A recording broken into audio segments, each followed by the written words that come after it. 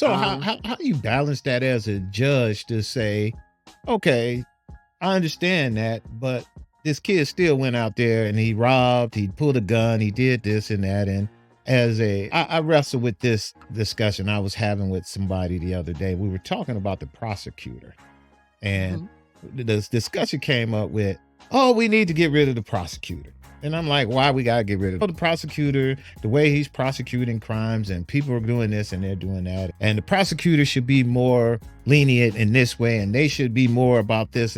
And some of the things I started listening to what people are saying, I come into this point in my life that more law and order a little bit. Come from a law and order community.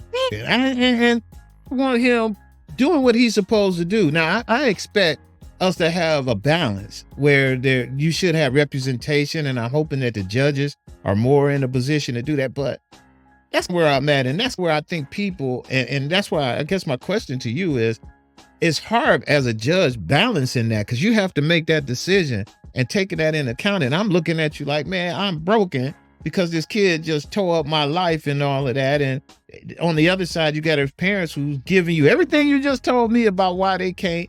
This kid is out of control, but they still love him, and we want to give him a chance. That's difficult. To be. And you done had some major ones, and we ain't gonna get into them, but you done had some major cases that came up where people challenge your thought process on why you did it. Tell me, what's your process in dealing with that stuff, and how you make those decisions like that?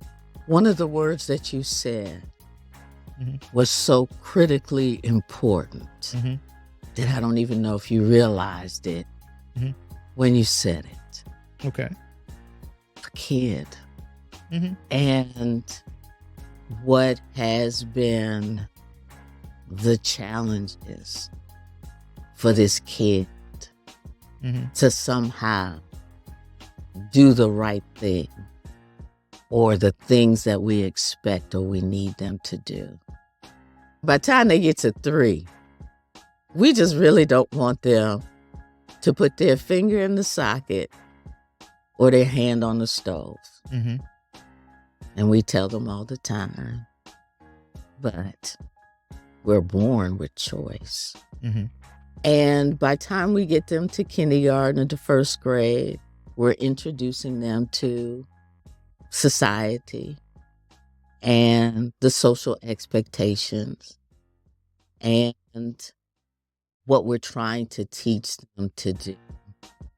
When there's dysfunction, when there's substance abuse, when there's mental health concern, when there's an absent parent, when there's incarceration, when it's a very young mother or father, may not be as mature in parenting as we would like them to be. That's what children see.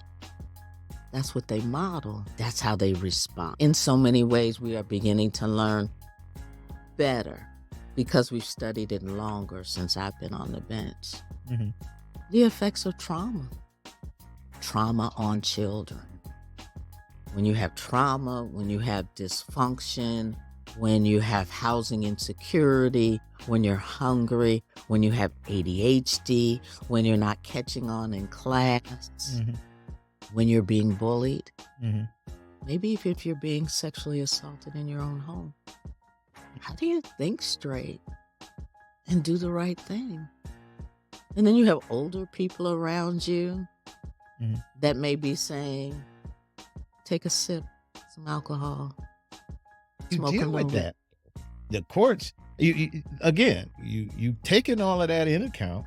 The courts doesn't have any real programs. I don't know, and you can tell me I'm wrong. If there's programs, we absolutely do have programs. Okay, so our juvenile court, one of, I think, the first programs that we have for our parents is our intervention center, where you can see trouble on the horizon and actually bring your children, contact the court and its intervention center to see what community-based programs, services, providers, organizations can help you to avoid the trouble that you see coming.